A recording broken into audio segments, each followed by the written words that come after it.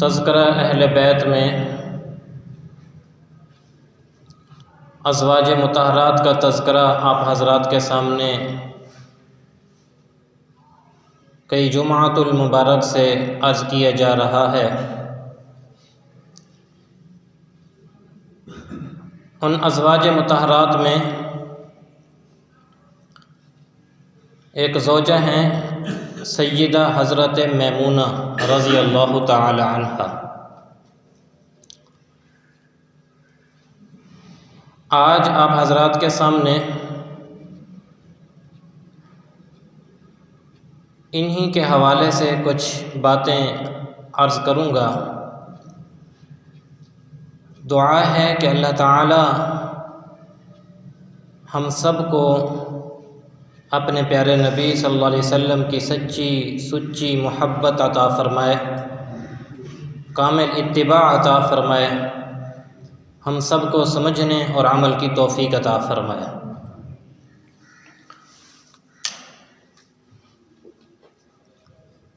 سیدہ میمونہ کے والد کا نام حارث ہے اور والدہ کا نام ہند ہے۔ 18ویں پشت میں مضر کے اوپر جا کر ان کا خاندان نبی کریم صلی اللہ علیہ وسلم کے ساتھ مل جاتا ہے۔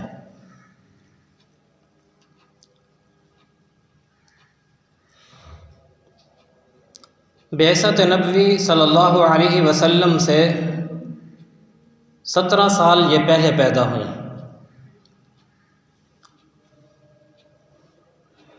ان کی اور بہنیں بھی تھیں،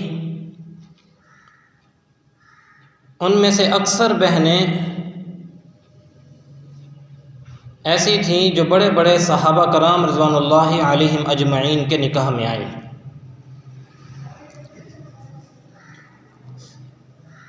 ان کی ایک بہن تھی جس کا نام تھا لبابہ، ایک اور بہن بھی تھی اس کا نام بھی لبابہ تھا۔ فرق کرنے کے لیے بڑی کو لبابۃ الکبریٰ کہا جاتا تھا اور جو ان سے چھوٹی تھیں انہیں لبابۃ الصغریٰ کہا جاتا تھا۔ یہ جو لبابۃ الکبریٰ تھیں ان کا نکاح سیدنا حضرت عباس رضی اللہ تعالیٰ عنہ کے ساتھ ہوا، جو ام فضل کے نام سے کنیت سے مشہور ہوئیں۔ ام فضل یہ وہی خاتون ہیں جنہوں نے خواب دیکھا تھا حضرت حسین رضی اللہ تعالیٰ عنہ کے بارے میں۔ تفصیل کا موقع نہیں ہے، وہ میں شہدائے کربلا کے حوالے سے عرض کر چکا ہوں پہلے۔ تو ان کا اصل نام کیا ہے؟ لبابہ۔ ام فضل کے نام سے مشہور ہیں۔ سیدنا حضرت عباس رضی اللہ تعالی عنہ کے نکاح کے اندر آئیں۔ ان سے بیٹے پیدا ہوئے جنہیں مفسر قرآن سیدنا حضرت عبداللہ ابن عباس کہا جاتا ہے۔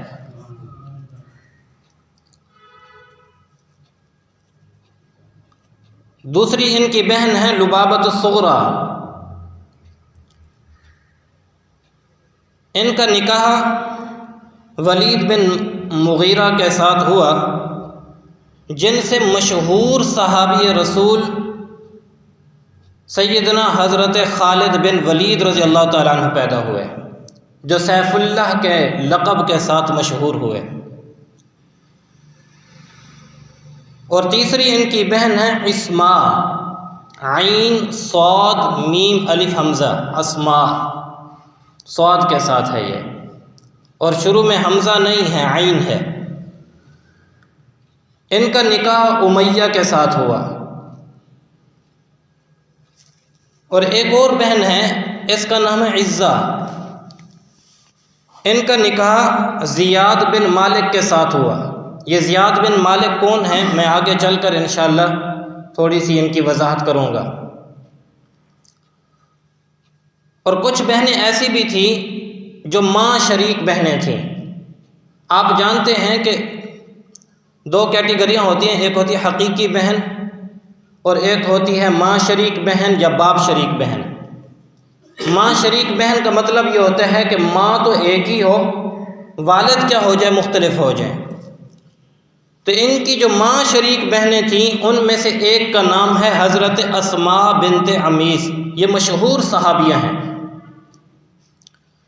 یہ وہ صحابیہ ہیں جن کا سب سے پہلا نکاح سیدنا حضرت جعفر طیار کے ساتھ ہوا تھا۔ حضرت جعفر طیار رضی اللہ تعالی عنہ کے نکاح میں ان سے 3 بیٹے پیدا ہوئے تھے۔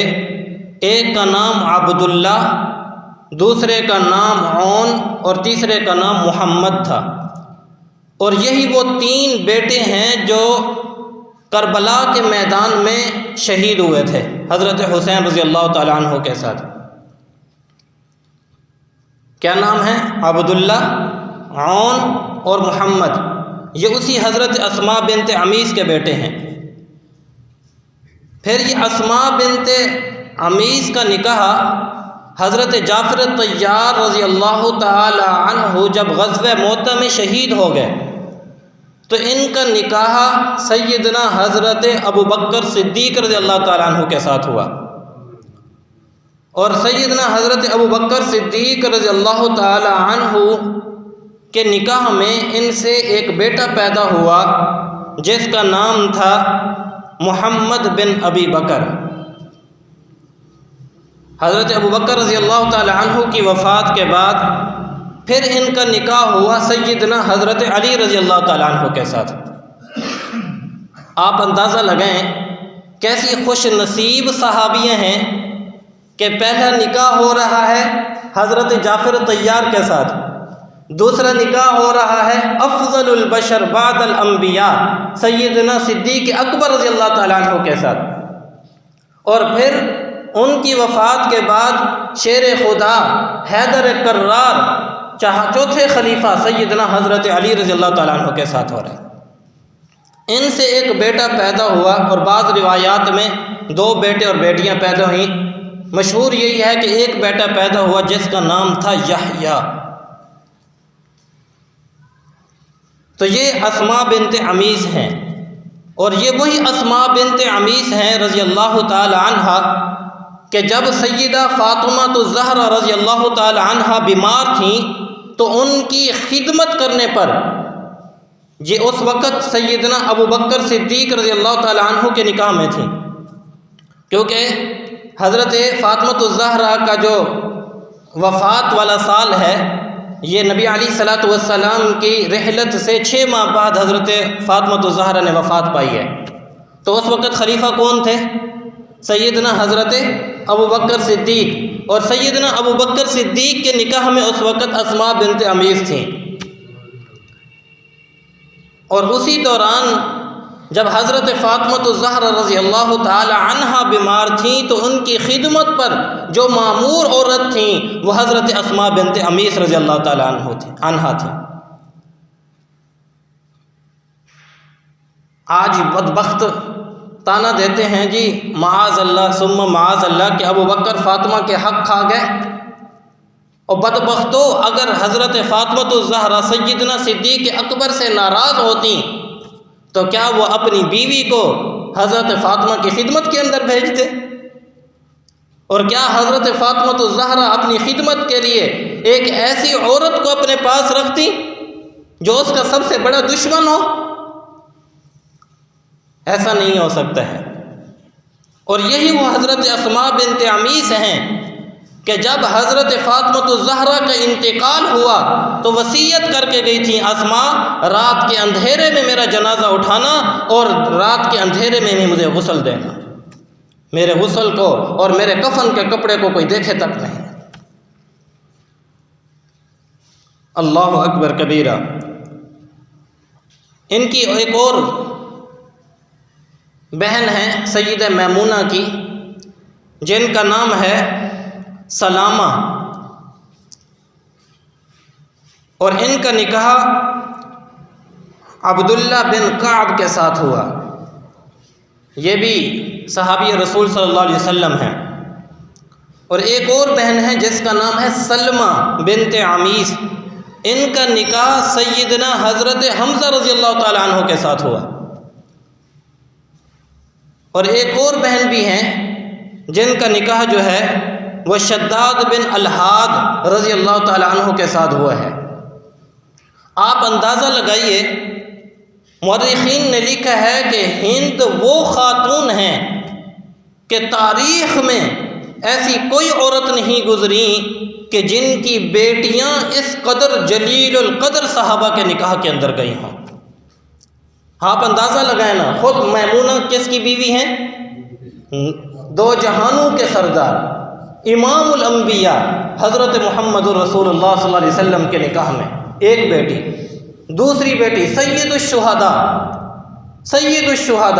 سیدنا حضرت امیر حمزہ رضی اللہ تعالیٰ عنہ کے نکاح میں، تیسری بیٹی سیدنا حضرت علی، پہلے سیدنا حضرت جعفر، پھر افضل البشر بعد الانبیاء سیدنا صدیق اکبر، پھر اس کے بعد حضرت شیر خدا سیدنا حضرت علی رضی اللہ تعالیٰ عنہ کے نکاح میں۔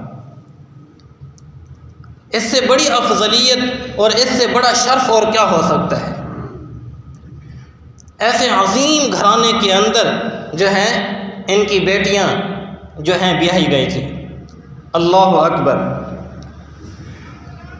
سیدہ حضرت میمونہ رضی اللہ تعالی عنہا کا اپنا نکاح نبی کریم صلی اللہ علیہ وسلم کے ساتھ سن 7 ہجری میں جب نبی علیہ الصلوۃ والسلام نے عمرۃ القضاء ادا فرمایا، اور آپ جانتے ہیں کہ عمرۃ القضاء وہ عمرہ ہے کہ آپ صلی اللہ علیہ وسلم نے اور صحابہ نے خواب دیکھا کہ ہم عمرہ کر رہے ہیں۔ نبی علیہ الصلوۃ والسلام نے بھی یہ خواب صحابہ کے سامنے بیان کیا، صحابہ نے بھی اپنا خواب بیان کیا، تو صحابہ میں ایک جوش اور ولولہ اور شوق پیدا ہوا کہ یا رسول اللہ ہم جاتے ہیں پھر عمرہ کرتے ہیں۔ آپ صلی اللہ علیہ وسلم اپنے صحابہ کو لے کر مکۃ المکرمہ کے جب قریب پہنچے تو مشرکین مکہ نے عمرہ ادا کرنے سے نبی علیہ الصلوۃ والسلام کو روک دیا۔ تو اس موقع پر صلح ہوئی جسے صلح حدیبیہ کہا جاتا ہے۔ اس میں ایک یہ شرط طے تھی کہ آپ اس سال تو عمرہ نہیں کریں گے، اگلے سال عمرہ کرنے کے لیے آئیں گے، اور یہاں مکۃ المکرمہ میں صرف 3 دن آپ کو رہنے کی اجازت ہوگی۔ تو سن 6 ہجری میں پہلا عمرے کا سفر تھا، پھر سن 7 ہجری میں ذی قعدہ کے مہینے میں نبی علیہ الصلوۃ والسلام نے سفر فرمایا۔ جب مقام صرف پر پہنچے، یہ مکۃ المکرمہ سے تقریباً 3-4 مختلف روایات ہیں، 17 یا 18 کلومیٹر جو ہے وہ مقام صرف ہے۔ تو یہاں پر جب نبی علیہ الصلوۃ والسلام پہنچے تو سیدنا حضرت عباس رضی اللہ تعالیٰ عنہ نے نبی علیہ الصلوۃ والسلام کی خدمت میں عرض کی، یا رسول اللہ صلی اللہ علیہ وسلم آپ میمونہ کے ساتھ نکاح کر لیجئے۔ تو نبی علیہ الصلوۃ والسلام نے سیدنا حضرت عباس، آپ جانتے ہیں کہ عباس کے نکاح میں ان کی بہن تھی لبابۃ الکبریٰ، یہ اس خاندان سے اچھی طرح واقف تھے، اور نبی علیہ الصلوۃ والسلام کی زوجیت کے لیے میمونہ کو جو پسند فرما رہے تھے، آخر ان کی کچھ خوبیاں، ان کی کچھ صلاحیتیں اور ان کے اندر ایسی کچھ چیزیں دیکھی تھی جس کی وجہ سے انہوں نے نبی علیہ الصلوۃ والسلام کو مشورہ دیا کہ یا رسول اللہ آپ میمونہ کے ساتھ نکاح کر لیجئے۔ اچھا آپ دیکھیے، نبی علیہ الصلوۃ والسلام کے 2 چچا، حضرت عباس بھی حضرت حمزہ بھی، دونوں کے گھر کے اندر ان کی دونوں بہنیں ہیں، اور پھر جو آپ صلی اللہ علیہ وسلم کے چچا زاد بھائی ہیں حضرت جعفر طیار، ان کے نکاح کے اندر بھی ان کی بہن موجود ہے۔ اللہ اکبر۔ تو نبی علیہ الصلوۃ والسلام نے حضرت عباس رضی اللہ تعالیٰ عنہ کے مشورے پر فرمایا کہ ٹھیک ہے، آپ نے جعفر طیار رضی اللہ تعالیٰ عنہ کو فرمایا کہ جاؤ میری طرف سے نکاح کا پیغام دو۔ تو انہوں نے حضرت عباس کو ہی اپنا وکیل بنایا، اور اسی مقام صرف کے اوپر ہی آپ صلی اللہ علیہ وسلم حالت احرام میں تھے، اسی حال میں نبی علیہ الصلوۃ والسلام نے ان کے ساتھ نکاح فرما لیا۔ یاد رکھیے، اسی لیے حالت احرام میں نکاح تو جائز ہے، لیکن اپنی بیوی کے ساتھ شب باشی یہ جائز نہیں ہے۔ بہرحال آپ صلی اللہ علیہ وسلم پھر آگے تشریف لے گئے۔ مکہ المکرمہ میں آپ صلی اللہ علیہ وسلم 3 دن رہے، اور یہ بات بھی یاد رکھیے کہ سیدہ میمونہ رضی اللہ تعالی عنہا اس سے پہلے 2 نکاح کر چکی تھی۔ ان کا پہلا نکاح جو تھا وہ عبداللہ ثقفی کے ساتھ ہوا تھا۔ آپ لوگ اگر تھوڑی سی تاریخ سے واقف ہوں تو آپ کو یہ بات معلوم ہونی چاہیے کہ عبداللہ ثقفی یہ وہ شخص ہے کہ جب نبی علیہ الصلوۃ والسلام نے طائف کا سفر کیا تھا تو وہاں بڑے 3 سرداروں سے آپ صلی اللہ علیہ وسلم نے ملاقات کی تھی۔ ان میں ایک یہ تھا عبداللہ ثقفی، دوسرا عبد اللیل تھا، اور تیسرا خبیب تھا۔ قربان جائیے، یہ اس وقت سیدہ میمونہ جو ہے اس شخص کے جو نبی علیہ الصلوۃ والسلام کے سخت ترین دشمنوں میں، کہ نبی علیہ الصلوۃ والسلام نے جب انہیں دین اسلام کی دعوت دی تو ان بدبختوں نے بجائے دعوت کو قبول کرنے کے نبی علیہ الصلوۃ والسلام کے پیچھے نوجوان اوباش بچوں کو لگا دیا، اور وہ نبی علیہ الصلوۃ والسلام کو پتھر مار رہے تھے۔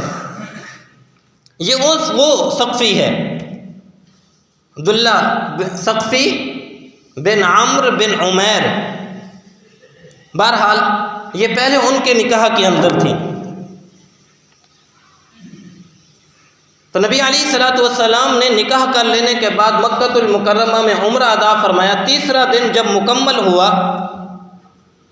تو آپ صلی اللہ علیہ وسلم کے پاس حویطب اور سہیل نامی 2 شخص جو مشرکین مکہ کے سرداروں میں شمار ہوتے تھے، یہ آپ کے پاس آئے اور آ کے کہنے لگے کہ شرط کے مطابق 3 دن آپ کے پورے ہو گئے ہیں، لہٰذا آپ یہاں سے چلے جائیے۔ نبی کریم صلی اللہ علیہ وسلم نے فرمایا کہ دیکھو، شرط کے مطابق تو 3 دن پورے ہو گئے، میرا نکاح ہوا ہے، میں یہ چاہتا ہوں کہ ولیمے کی دعوت کروں، اور اس ولیمے کی دعوت کے اندر میں تمہیں بھی دعوت دیتا ہوں کہ تم بھی شریک ہو جاؤ۔ یہاں ایک مسئلہ ذہن میں آیا تو آپ لوگوں سے عرض کرتا چلوں۔ مجھ سے کوئی چند 2 یا 3 سال پہلے کسی نے سوال کیا تھا کہ قربانی کا گوشت ہم غیر مسلم کو دے سکتے ہیں، یا صدقہ وغیرہ کسی غیر مسلم کو دے سکتے ہیں؟ تو میں نے کہا بالکل دے سکتے ہیں۔ ہاں، اگر اپنا مسلمان بھائی زیادہ کمزور اور محتاج ہے تو پہلے اپنے مسلمان بھائی کی مدد کرنا زیادہ ضروری ہے، ان کو بعد میں رکھیں۔ تاہم اگر اللہ تعالیٰ نے آپ کو زیادہ عطا فرمائے تو ان کو دینے میں بھی کوئی حرج نہیں ہے۔ اس نیت سے دیں کہ ہم انہیں دیں گے، اور اس کی برکت سے ہو سکتا ہے اللہ انہیں دین اسلام کے قبول کرنے کی توفیق عطا فرما دے۔ تو آپ صلی اللہ علیہ وسلم نے فرمایا میں ولیمہ کرنا چاہتا ہوں، تو تم بھی ولیمے کی دعوت دیتا ہوں، تم بھی شریک ہو جاؤ۔ کہنے لگے کہ ہمیں آپ کے ولیمے کی کوئی ضرورت نہیں ہے، نہ ہم آپ کی دعوت میں شریک ہونا چاہتے ہیں، بس آپ یہاں سے چلے جائیں۔ نبی علیہ الصلوۃ والسلام وہاں سے واپس مقام صرف پر تشریف لائے۔ آپ نے اپنا ایک غلام ابو رافع اسے فرمایا کہ تم جاؤ میمونہ کو عزت اور وقار کے ساتھ لے آؤ مقام صرف پر، اور آ کر وہیں پر لشکر کے ساتھ مل جاؤ۔ نبی علیہ الصلوۃ والسلام وہاں پہلے تشریف لے گئے، اور سیدہ میمونہ رضی اللہ تعالی عنہا کو لے کر وہ بھی مقام صرف پر جہاں پہنچے تو وہاں نبی علیہ الصلوۃ والسلام نے حضرت میمونہ سے رخصتی فرمائی اور وہاں پر ہی رات گزاری۔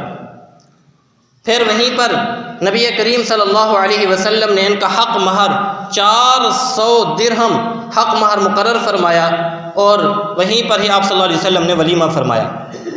اس نکاح کی برکت سے اللہ کی شان دیکھیے کہ یہ جو طائف میں دین اسلام پھیلا ہے یہ حضرت میمونہ کے ساتھ نکاح کی وجہ سے پھیلا ہے۔ حضرت میمونہ کے ساتھ نکاح کرنے کی وجہ سے طائف کا جو خاندان آباد تھا ان کے ساتھ، کیونکہ میں ابھی پہلے عرض کر چکا ہوں کہ یہ پہلے کس کے نکاح کے اندر تھی؟ عبداللہ ثقفی کے نکاح کے اندر، اور ان کا اپنا خاندان تھا۔ جب میمونہ کے ساتھ نکاح ہوا تو وہ کہنے لگے کہ یہ خاندان تو ایسا خاندان ہے کہ جس خاندان کے ساتھ ہمارا تعلق جڑ گیا، لہذا بڑے بڑے لوگ جو ہے اس نکاح کی برکت سے دین اسلام انہوں نے قبول فرما لیا۔ اور خود حضرت خالد بن ولید رضی اللہ تعالی عنہ جو حضرت میمونہ کے بھانجے ہیں، جو حضرت میمونہ کے کیا ہیں؟ بھانجے ہیں، انہوں نے بھی جو دین اسلام قبول کیا ہے وہ اس وجہ سے قبول فرمایا ہے۔ اہل نجد کے اندر جو ایمان پھیلا ہے وہ سید میمونہ رضی اللہ تعالی عنہ کے ساتھ نکاح کرنے کی وجہ سے پھیلا۔ اس کے بعد سیدہ میمونہ رضی اللہ تعالی عنہ کو نبی علیہ الصلوۃ والسلام مدینۃ المنورہ کے اندر لے آئے، اور وہیں پر ہی نبی علیہ الصلوۃ والسلام کے ساتھ انہوں نے ایک زندگی کا ایک حصہ گزارا۔ سیدہ میمونہ رضی اللہ تعالی عنہ کے فضائل میں حدیث مبارکہ میں ایک حدیث آتی ہے کہ ایک مرتبہ نبی علیہ الصلوۃ والسلام نے ایمان والی با کمال شخصیات کے بارے میں ذکر فرمایا کہ اللہ تعالیٰ نے انہیں ایمان کی دولت عطا فرمائی، اور اللہ تعالیٰ کے ہاں انہوں نے بڑا مقام اور مرتبہ پر فرمایا ہے، عطا فرمایا ہے۔ تو ان میں پہلی شخصیت جس کا تذکرہ محبوب کی زبان سے نکلا، فرمایا کہ سیدہ میمونہ ان با اثر شخصیات میں سے ہیں جن کی ایمان کی گواہی خود محمد الرسول اللہ دے رہے ہیں رضی اللہ تعالی عنہا۔ بڑی عبادت گزار تھیں، بڑی تقوی والی تھیں، بڑی سخی عورت تھیں۔ سیدہ عائشہ صدیقہ رضی اللہ تعالی عنہا فرماتی ہیں، فرمایا کہ میں نے میمونہ سے زیادہ تقوی والی، میمونہ سے زیادہ عبادت گزار عورت کوئی نہیں دیکھی ہے۔ بڑی عبادت گزار اور بڑی متقیہ عورت تھی۔ اللہ اکبر کبیرہ۔ ان کی ایک روایت جو کتابوں کے اندر آتی ہے، سیدہ میمونہ رضی اللہ تعالی عنہ فرماتی ہیں کہ ایک مرتبہ نبی کریم صلی اللہ علیہ وسلم صبح بیدار ہوئے تو آپ صلی اللہ علیہ وسلم کے چہرے پر پریشانی کے آثار تھے۔ فرماتی ہیں کہ میں نے پوچھا یا رسول اللہ صلی اللہ علیہ وسلم آج آپ پریشان کیوں ہیں؟ تو آپ صلی اللہ علیہ وسلم نے فرمایا کہ کل میرے پاس جبرائیل علیہ الصلوۃ والسلام تشریف لائے تھے، انہوں نے مجھ سے وعدہ کیا تھا کہ اب کل آپ سے ملاقات ہوگی، لیکن دن پورا گزر چکا ہے اور ابھی تک جو ہے جبرائیل میرے پاس نہیں آئے، میں اس وجہ سے پریشان ہوں۔ سیدہ میمونہ رضی اللہ تعالی عنہ گھر کے اندر ہی تھیں، فرماتی ہیں کہ میں پریشان ہو گئی کیونکہ میرے محبوب پریشان تھے۔ میں نے جب نظر دوڑائی تو گھر کے اندر چارپائی کے نیچے ایک کتے کا بچہ بیٹھا ہوا تھا۔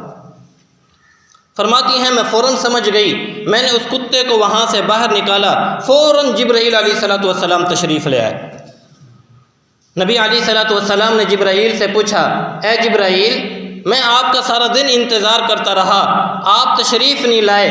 فرمایا کہ اے پیارے محبوب صلی اللہ علیہ وسلم، ہم اللہ کی نورانی مخلوق ہیں، ہم اللہ کے فرشتے ہیں، اور اے پیارے نبی صلی اللہ علیہ وسلم جس گھر کے اندر کتا ہو یا جس گھر کے اندر تصویر موجود ہو، ہم رحمت کے فرشتے وہاں نہیں جایا کرتے ہیں۔ ناراض نہ ہوئیے گا، آج ہم نے اپنے گھروں کے اندر اپنے کسی نے دادے کی تصویر، کسی نے بابا کی تصویر، کسی نے اپنے پیر کی تصویر، کسی نے اپنے کسی کی تصویر گھروں کے اندر لٹکا رکھی ہوتی ہے، اور اسے نشانی سمجھ کے گھر میں رکھتے ہیں اور بڑے دکھانے کے لیے رکھتے ہیں، یہ ہمارے بابا تھے، یہ ہمارے دادا تھے، یہ ہمارے فلاں تھے، یہ ہمارے فلاں تھے۔ خدا کے بندو، محبت دل میں ہونا ضروری ہے، محبت تصویروں سے نہیں ہوا کرتی ہے۔ اگر محبت تصویر سے ہوا کرتی تو میں کہتا ہوں سب سے عظیم شخصیت اس کائنات کے اندر محمد الرسول اللہ کی شخصیت ہے صلی اللہ علیہ وسلم۔ اگر تصویر سے محبت ہوتی تو مجھے اور آپ کو اپنے پیارے نبی کی تصویر بنانے کی اجازت دی جاتی۔ تصویر سے اگر محبت ہوتی تو صحابہ کو اپنے پیارے نبی صلی اللہ علیہ وسلم کی تصویر بنانے کی اجازت دی جاتی، لیکن میرے نبی صلی اللہ علیہ وسلم نے ارشاد فرمایا ہے کہ جس گھر کے اندر کتا یا تصویر موجود ہوگی اس گھر کے اندر میرے رحمت کے فرشتے نہیں آئیں گے۔ اس لیے اگر گھر کے اندر کوئی تصویر رکھی ہوئی ہے، ہم عمومی طور پر گھروں کے اندر شوقیہ بھی کتے رکھتے ہیں۔ ایک تو کتے ہوتے ہیں نا، وہاں جہاں آپ کا ڈیرا ہے، جانور رکھے ہوئے ہیں، وہاں کتے بلے کا، چوروں کا اندیشہ ہوتا ہے، تو ان کو پکڑنے کے لیے یا ان سے حفاظت کے لیے کتا پالنے کی اجازت ہے۔ شریعت نے اس بات کی ضرور اجازت دی ہے، لیکن گھروں کے اندر ویسے ہی شوقیہ طور پر کتے رکھنا، ویسے ہی گھر کے اندر کتے پالنا، یہ شوقیہ طور پہ گھروں کے اندر تصویر لٹکانا، یہ ہرگز شریعت اس بات کی اجازت نہیں دیتی ہے اور نہ شریعت اس بات کو پسند کرتی ہے۔ تو سیدہ میمونہ رضی اللہ تعالی عنہا فرماتی ہیں کہ نبی علیہ الصلوۃ والسلام کے چہرے پر سیدنا جبرائیل علیہ الصلوۃ والسلام سے جب ملاقات ہوئی، میرے نبی کا چہرہ کھل اٹھا کہ آج جبرائیل علیہ الصلوۃ والسلام سے پھر ملاقات ہو گئی۔ اور یہ در حقیقت ملاقات اللہ کا کیونکہ پیغام لے کر آیا کرتے تھے، اور اس پیغام کی وجہ سے میرے نبی انتظار فرمایا کرتے تھے کہ کب جبرائیل آئے اور میں اپنے محبوب کا پیغام سن سکوں۔ اللہ اکبر کبیرہ۔ اور سیدہ میمونہ رضی اللہ تعالی عنہا آپ صلی اللہ علیہ وسلم کی ازواج مطہرات میں یہ وہ زوجہ مطہرہ ہیں کہ پاکی ناپاکی کے سب سے زیادہ مسائل انہی سے ماخوذ ہیں۔ حضرت عباس، حضرت عبداللہ ابن عباس جو ان کے بھانجے ہیں، کیسے جلیل القدر صحابی ہیں کہ نبی علیہ الصلوۃ والسلام نے ان کے لیے دعا فرمائی ہے کہ اللہ تمہیں قرآن کا علم عطا فرمائے۔ بڑے بڑے صحابہ ان کے پاس آ کے قرآن سیکھا کرتے تھے۔ انہوں نے ایک مرتبہ اپنے بال بکھیرے ہوئے تھے تو اپنی خالہ کی خدمت میں کسی کام کی غرض سے آئے تو خالہ نے پوچھ لیا، بیٹا یہ بال کیوں بکھیرے ہوئے ہیں؟ کہنے لگے کہ میری جو گھر والی ہیں وہ اس وقت حالت حیض میں ہیں، تو میں نے یہ بات پسند نہیں کی کہ ان سے اپنے بال سنوار لوں۔ تو حضرت میمونہ رضی اللہ تعالی عنہا فرمانے لگیں کہ بھائی یہ کون سی بات ہے، وہ حالت حیض میں ہیں، کوئی گندگی ہاتھوں کے اندر تو سرایت نہیں کر جاتی، جاؤ اور جا کر اپنی بیوی سے بال سنوارو۔ ہم حالت حیض میں ہوتی تھی، میرے محبوب کا سر مبارک ہماری گود کے اندر ہوتا تھا اور میرے نبی اس حال میں قرآن کی تلاوت فرما رہے ہوتے تھے۔ تو گندگی سرایت نہیں کرتی ہے، فرمایا کہ جاؤ اپنی بیوی کے پاس اور اس سے اپنے بال سنوارو، کیونکہ صحابہ کرام رضوان اللہ علیہم اجمعین میں زلفیں رکھنے کا شوق کچھ تھا، کچھ بڑے بال رکھا کرتے تھے۔ یہ جو انگریزی کٹیں وغیرہ ہیں تو یہ تو اب نکلی ہیں نا، جبکہ حدیث مبارکہ میں اس سے منع کیا گیا ہے۔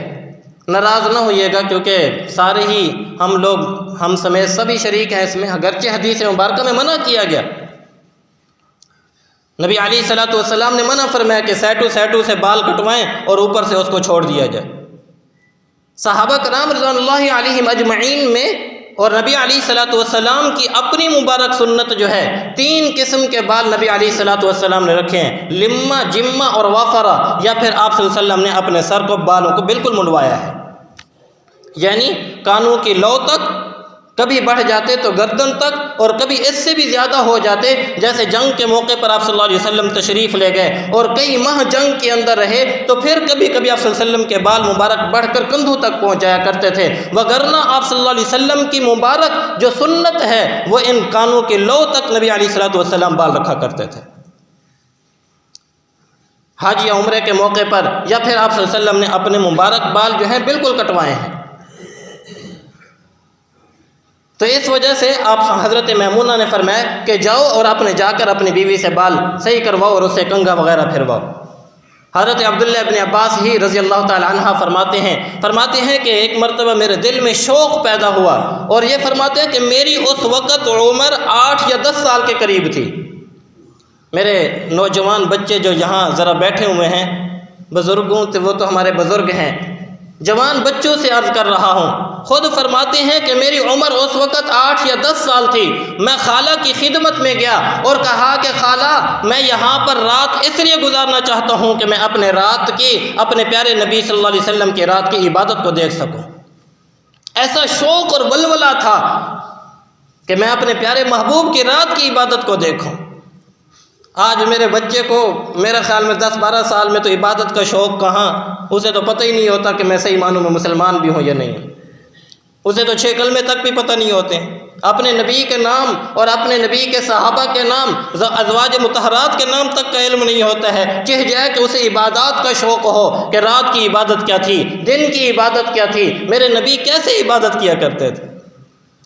حضرت عبداللہ ابن عباس فرماتے ہیں ایک ہی چارپائی تھی اور اس چارپائی پر لیٹنے کی جگہ نہیں تھی، تو میں عرض میں پاؤں کی طرف سے یوں لمبا لیٹ گیا۔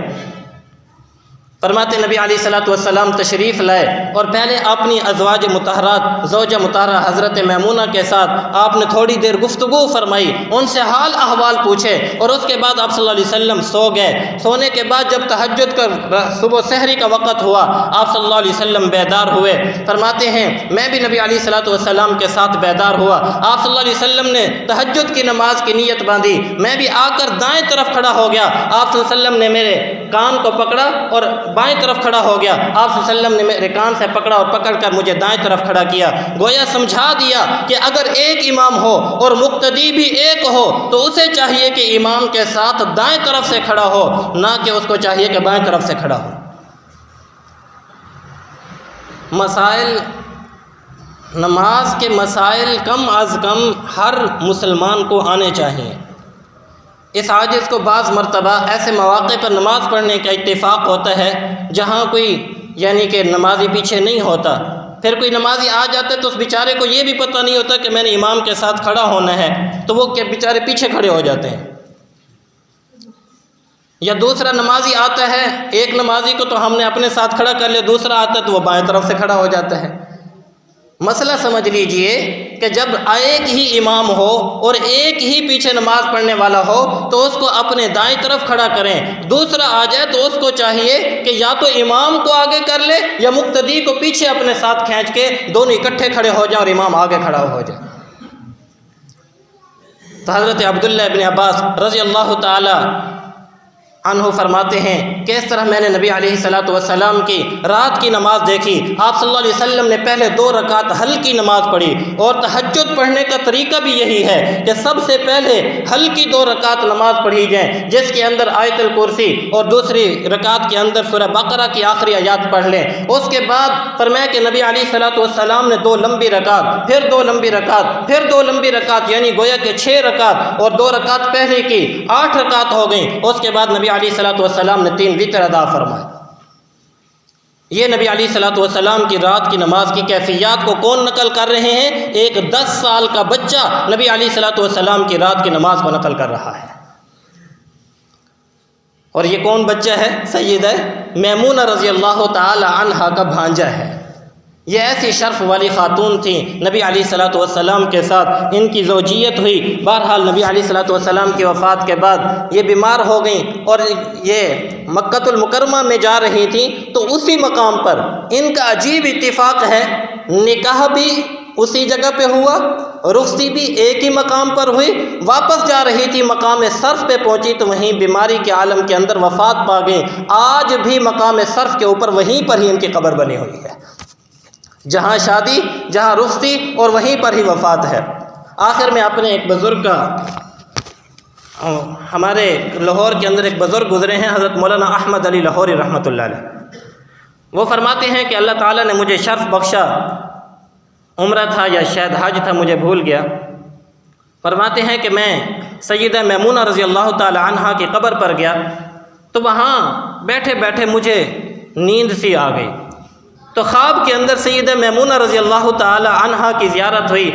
حضرت میمونہ رضی اللہ تعالی عنہا فرمانے لگیں، میرے بیٹے تم مجھے سلام کرنے کے لیے یہاں پر آئے ہو، مجھے بہت اچھا لگا ہے، اور باقی لوگوں کو بھی کہنا کہ میری باقی بہنوں کے پاس سیدہ عائشہ صدیقہ، کیونکہ جنت البقیع میں باقی ازواج مطہرات وہاں ہیں، صرف حضرت خدیجہ الکبریٰ رضی اللہ تعالی عنہا کا مقام دفن علیحدہ ہے، باقی ساری ازواج مطہرات جنت البقیع کے اندر مدفون ہیں، اور ایک حضرت میمونہ رضی اللہ تعالی عنہا، اور یہ مقام صرف کے اوپر مدفون ہے۔ بہرحال فرمایا کہ تم آئے ہو، مجھے خوشی حاصل ہوئی ہے، باقی میرے بیٹے یہاں آتے ہیں حج کے لیے، عمرے کے لیے، باقی بہنوں کی قبروں کے اوپر تو جاتے ہیں، لیکن میری قبر کے بارے میں کسی کو کوئی علم نہیں، یہاں کوئی بھی نہیں آتا ہے، آج تم آئے ہو، میرا دل ٹھنڈا ہو گیا ہے، مجھے بڑی خوشی حاصل ہوئی ہے۔ اس کے بعد حضرت مولانا احمد علی لاہوری رحمۃ اللہ علیہ اپنے ساتھیوں سے فرمایا کرتے تھے، بھئی جب بھی اللہ تعالیٰ تمہیں توفیق عطا فرمائے، حج کی توفیق عطا فرمائے یا عمرے کی توفیق عطا فرمائے، اپنی ماں سیدہ میمونہ کی قبر پر ضرور حاضری دیا کرو، وہاں بھی جا کے سلام عرض کیا کرو۔ دعا ہے اللہ تعالی ہم سب کی طرف سے ہماری اپنی ماں کو بہترین جزا اور بدلہ عطا فرمائے۔ وآخر دعوانا ان الحمد للہ رب العالمین۔